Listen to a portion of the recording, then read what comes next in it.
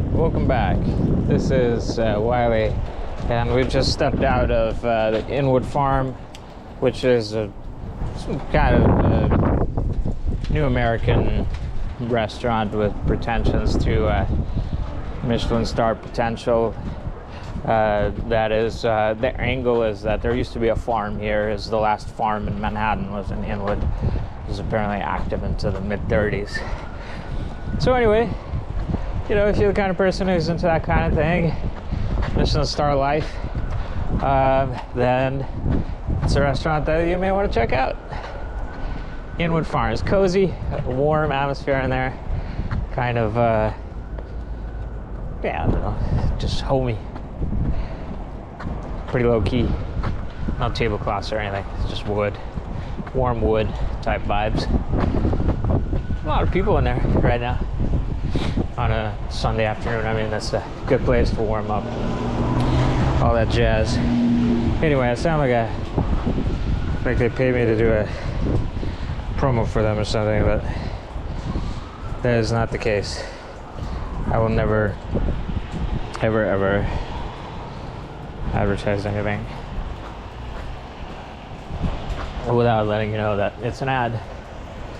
And at this point, I have no place to ever advertise anything, period. So if you hear me gushing or whatever, talking about a product or a location or anything, it's just because I happen to want to talk about it organically, like, you see?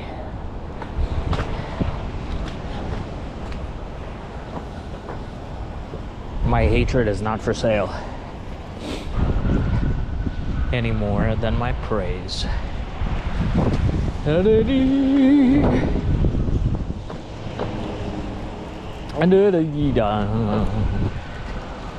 Okay, I don't feel like sprinting up this hill. I'm drinking a large coffee. I'm not gonna drink it all. I'm just gonna have a few sips, and then I'm gonna say bye-bye to the coffee, and then I'm gonna go back across that bridge that we crossed in the last video. Oh geez, I really can't decide what I'm gonna do, what I want to do.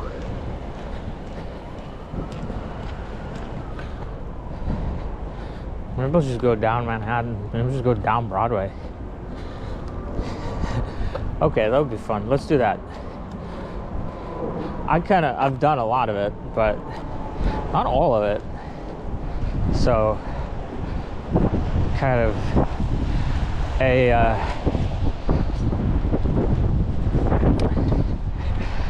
you know, a trip to go from here down Broadway to the Bull. I don't think we're gonna make it all the way to the Bull today, because that's like a half marathon, and there's just probably not enough light aside from energy, the dog waste station. But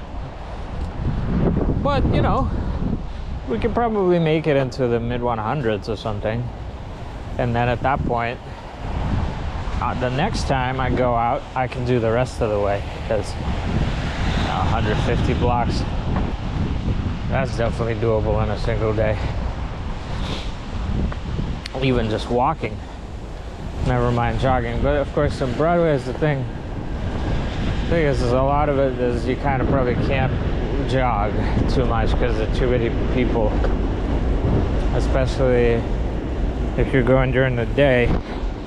So I really need to think about looking into getting a camera that is good for shooting night footage, and specifically night jogging footage, not just night walking, but can handle the jitter jatter. Look at that, it's the Twin Donut Plus. The Twin Donut Plus establishment. This is Broadway. This is the heart of Broadway.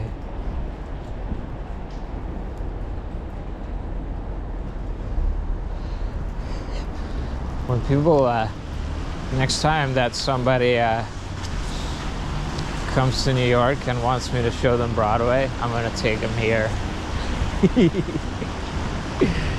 They can go fuck themselves and get what they deserve. I mean, that's the thing, is see, if they're like, if they can appreciate it being out here and the fact that I took them out here, then they get what they deserve in a bad way. I mean, in a good way. If they can't, then they get it in a bad way. But either way, they get what they deserve. So it's perfect.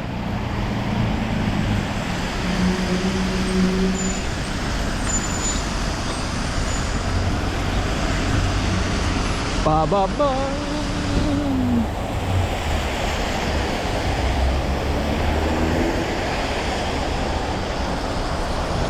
Oh yeah, it's restaurant week. You can do a fancy restaurant for only, you know, $30 for lunch or something. I mean, quote unquote only, but with inflation these days, that's like cheaper than McDonald's.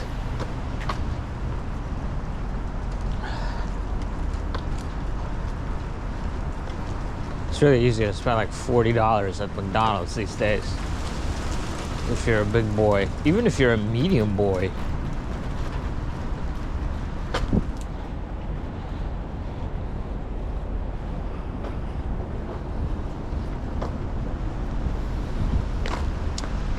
I'm a small boy and I've managed it.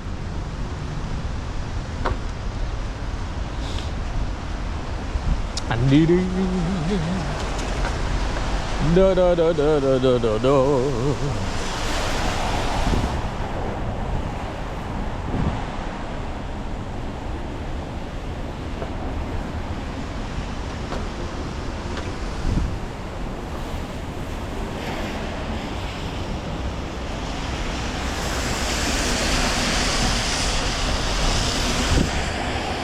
For my European audience, when I say I'm small, I mean I'm like normal sized. You know, I'm speaking to Americans when I say that I'm small, because Americans, by and large,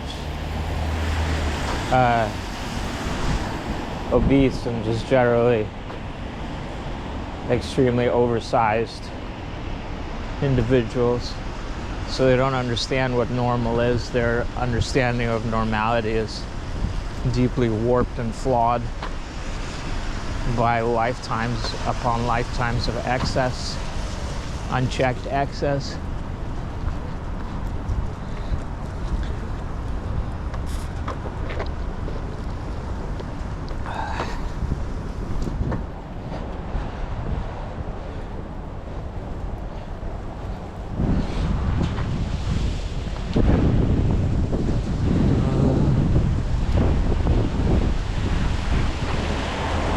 Okay, this I already recognized. I was here last time and I was, this is in my inward walk, at the end of the Upper West Side of Manhattan walk. You may remember me raving about this taco place. I was like, this place is probably really good. Because I like the plants, but I haven't tried it.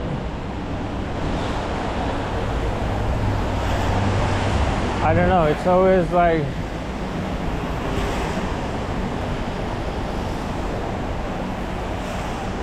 I love eating, but I hate, and I love trying different food, new food, but I hate not having my YouTube or my chess game or my magic or whatever when I'm eating. So if I'm eating at a restaurant, right now my feet also are wet. It's just like, how are you gonna get maximum pleasure eating a food while your feet are wet, while your sweatpants are damp, on the damp side of dry, and just generally, you know, you're not in perfect comfort. You need a fireplace. You need a fireplace, some warm, dry clothes. And then once you had your bath and you're in your warm, dry clothes, and you're toasting by the fireplace, then that's when you bring out the mama tacos. And then the tacos, then you can really fully savor the experience and really enjoy. Wow, this person is the Punisher and the Guy Fawkes mask and Gandalf. What does that where does that even leave them politically? What? They're a mutt. It's like they're throwing up chaff. They're actually like a Lib Dem Brit. Ta-da! Hey, it's Nail Haven. Kind of reminds me of when I lived in New Haven, and there were all kinds of plays on Haven everywhere you went. Haven this, Haven that. You know. Well, I didn't live in New Haven. I lived in, Yale Town.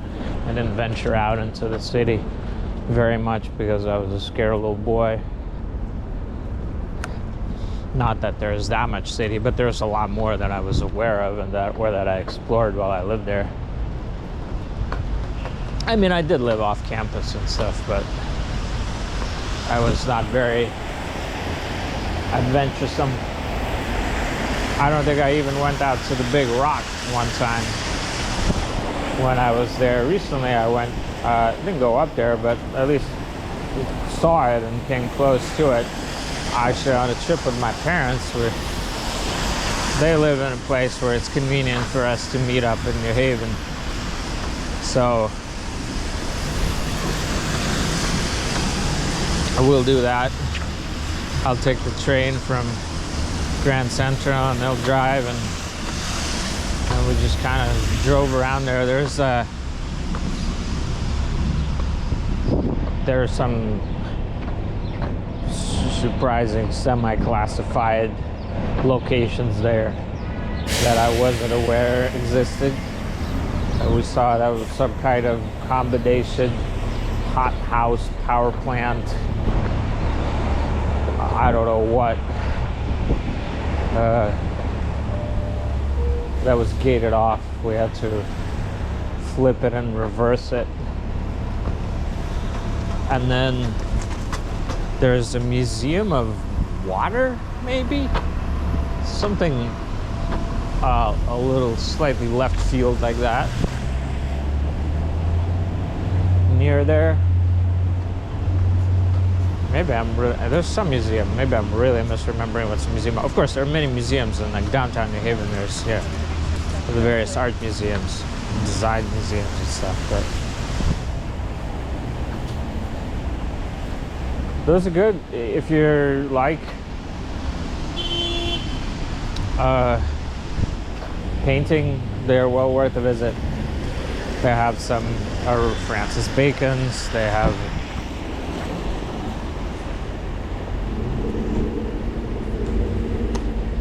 some other famous stuff, I think. Not just newer stuff, but also they have there's a Yale Art Gallery that has a lot older work. Not just Western also, although I think the focus is Western. But I could be misremembering. It was like 20 years ago and I never spent all that much time there. I preferred to hang out at the local GameStop. Where, of course, if you could go back, if I could travel back in time 20 years, and go to 2000 GameStop, I would really love that.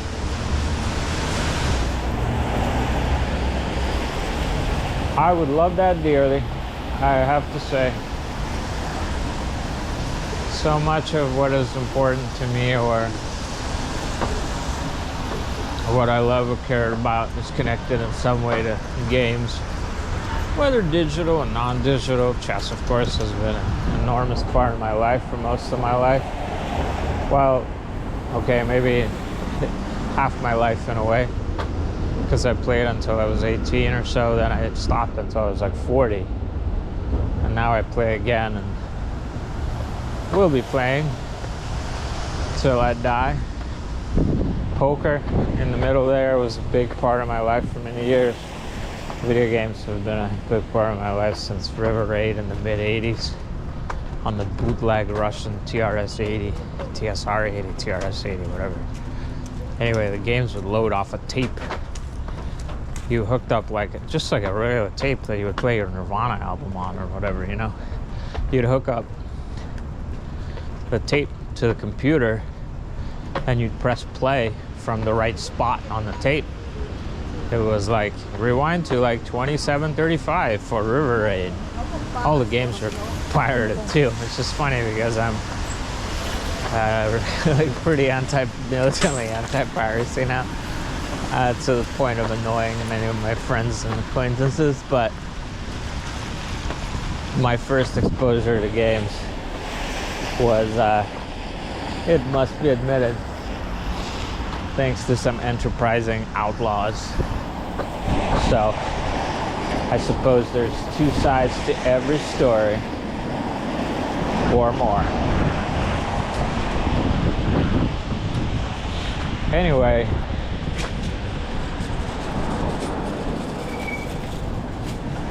yeah, you would press play and it would start loading, and you would give you these like bars, scroll bars while it was loading.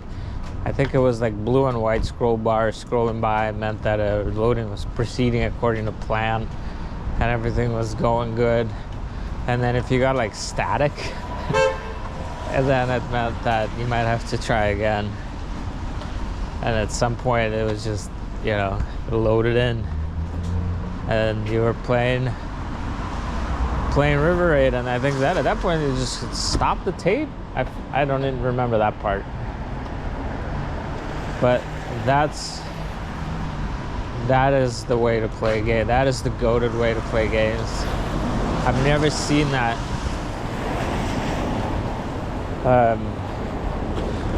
I've never seen that in the West growing up here. I'm sure people were doing it, but just before I moved. And it's not, weirdly, I don't know why it's not something that's survived or that there hasn't been a nostalgia for, because cartridges, you know, are cool, but you can only generally, you put like one game on a cartridge. With these bootleg game tapes, it was like, I think that it would seem so cool to kids who were into bootlegs and stuff, because you can just like stuff this mystery tape full of like 60 games. You wouldn't know ahead of time what was even on there. It would tell you, but you know, you'd just be like, well, I guess that's true with a cartridge or whatever. It could be mislabeled, but you could fit a lot.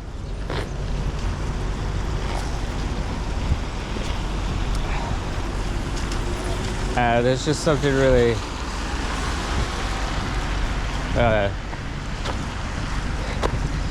fun about the suspense of waiting for the loading to happen and hoping that the loading mechanism doesn't fail.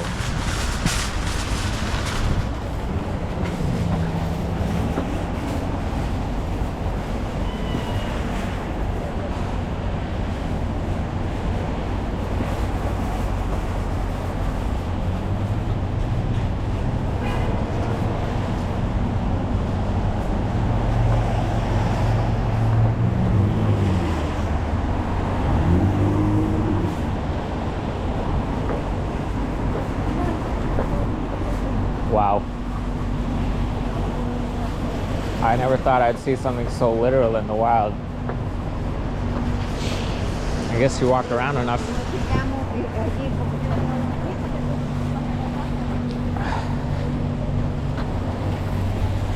You see enough street names, eventually you run across one.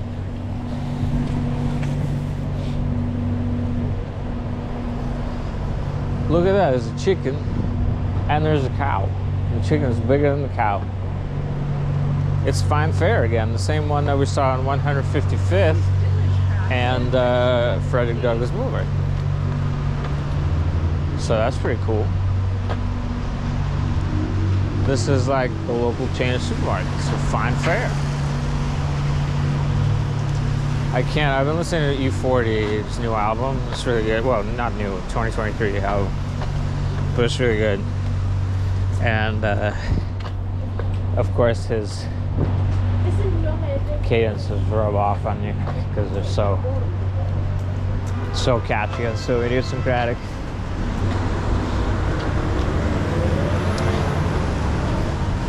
What a legend.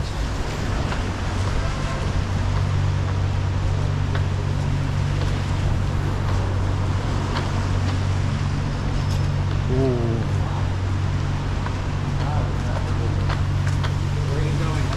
It's crazy, like, it's got that, you know, Rap City 2000 freestyle that's legendary. And now, 23 years later, he's making music that's as good or better as what he was doing then. It's just wonderful to see. We're lucky to still have him with us.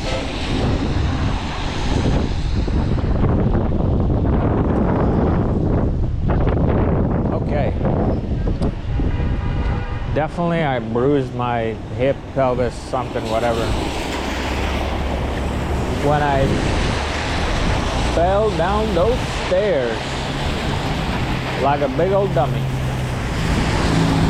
I think pretty soon I'm gonna start jogging again because I got a nice little break, and I had probably as much of my coffee as I should drink if I want to avoid desperately having to pee for like 40 blocks.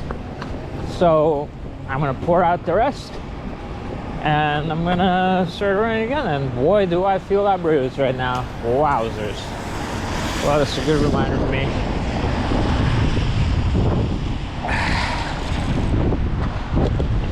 To grow some brain cells. That's the thing, you know, you make mistakes and it's the pain that teaches you not to make them again. It's only the pain that teaches you. If I'd fallen and I just got really lucky with the way that I felt, even luckier than I did, you know, that's the thing, is you gotta be lucky enough to be just the right amount of unlucky when you make mistakes, so that you learn just the right amount of caution. Not too much, because that'll can really stunt you. Not too little, because that can really kill you. And both things are really bad if you like life and living it to the fullest, but also living it to the fullest. You know, you gotta be alive to live it. So yeah, there's just that mid-range. You gotta get taught, but not too taught.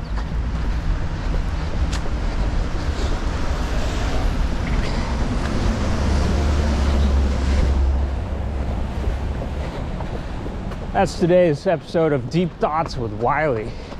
Tune in next week, or whenever I feel like posting another video. Sometimes it's more often than once a week. My only promise is that I post at least one video weekly, but beyond that, could be more. I think it's good bottom baseline for me to aim for like 100 hours of content a year. It's not a lot, but it's also like, it's a goal that's very meetable. And then if you meet it, you're like, okay, you know, 2 hours a week is like a reasonable amount of content. It's like a movie a week for you all to enjoy, or at least skim through while you're in the queue, you know.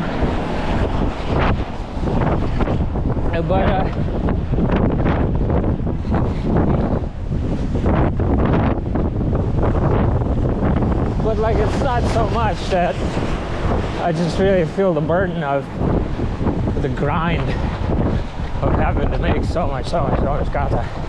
I mean, if this is my full-time thing, if I was making content or exploration content full-time for this channel, then okay, yeah, obviously I would do a lot more. I do at least like 8-10 hours a week probably. But you know, I have a 9 to 5. That's more like a 9 to 6 or 9 to 7 because it's a startup. And I try to get good at chess and stay fit in general. I have some, you know, goals as a runner, as a long distance runner. Nothing very ambitious, but just like, you know, complete the marathon. Then like next goal would be like, okay, yeah, so you kind of run a marathon sub 4, you know, that kind of thing. So yeah,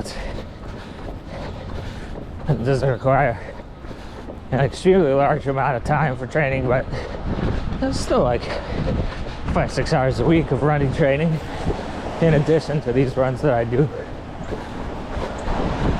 So anyway, it adds up. But 2 hours a week of content feels manageable. Because, of course, you know, if I had 2 hours of video, is like 5 hours of work altogether. Because like shooting the video, maybe 6 hours. Shooting the video is 2 hours.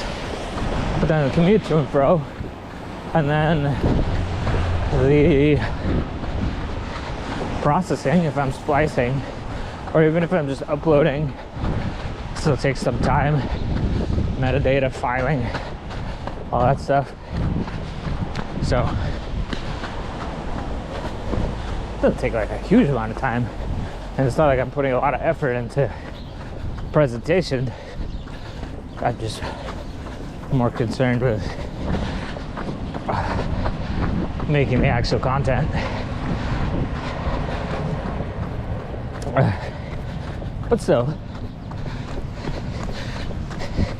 I can't imagine if you're trying to also like do a bunch of editing on the videos, and you try to make, you know, animations or infographics or research things along the route, or you're trying to you know, even do like titled cool graphics, all that stuff. It quickly become a full-time job to make like 4-6 hours of content a week if you're doing it all on your own, and you want to meet the highest standard of quality for across all those parameters. But I don't. Do. Oh, this ice cream, I know it to be extremely delicious. This is a Russian kind of ice cream. Oh, I want it so bad. Oh, it is. Because look at this, this is a Russian store. Oh man, why is there a Russian store here? Okay, I continue. I just don't want to deal with taking my camera off, turning it, you know, the rigmarole. I don't want to deal with it. Yeah, see, I'm already on 190th Street, so I'm making really good progress. I'm also basically heading home right now, so I just have like 200 more blocks, and then I have to go across, well, not even, like 175 more blocks, and then I have to go across the water to Hoboken.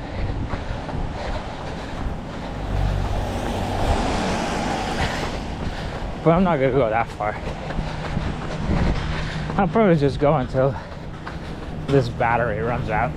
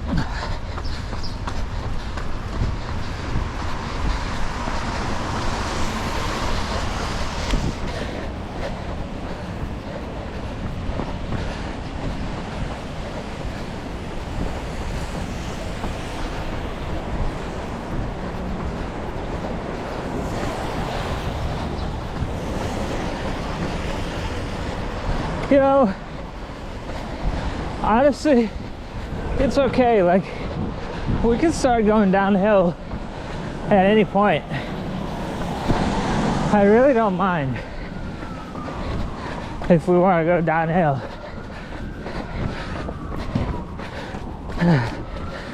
I'm not gonna be mad about it.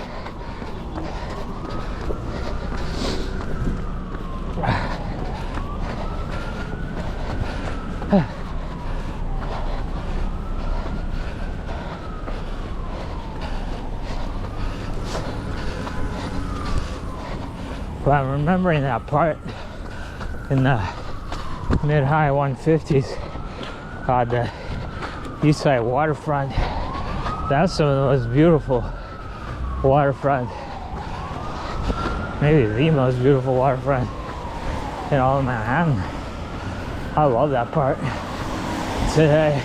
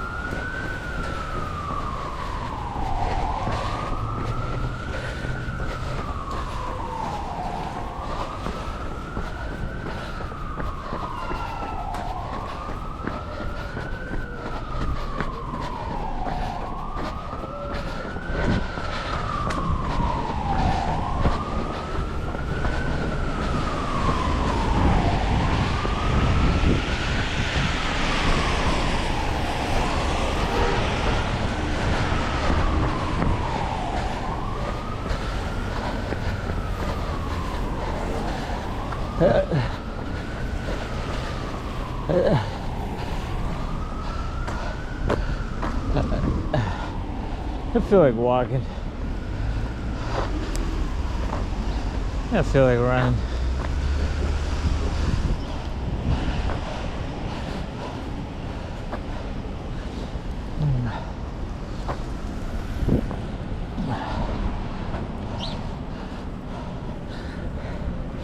I'm hungry too.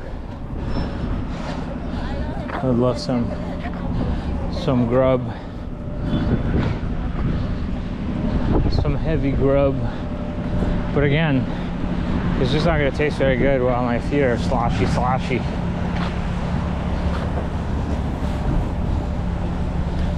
So I gotta wait till I get home. Then I'm gonna enjoy all the grub.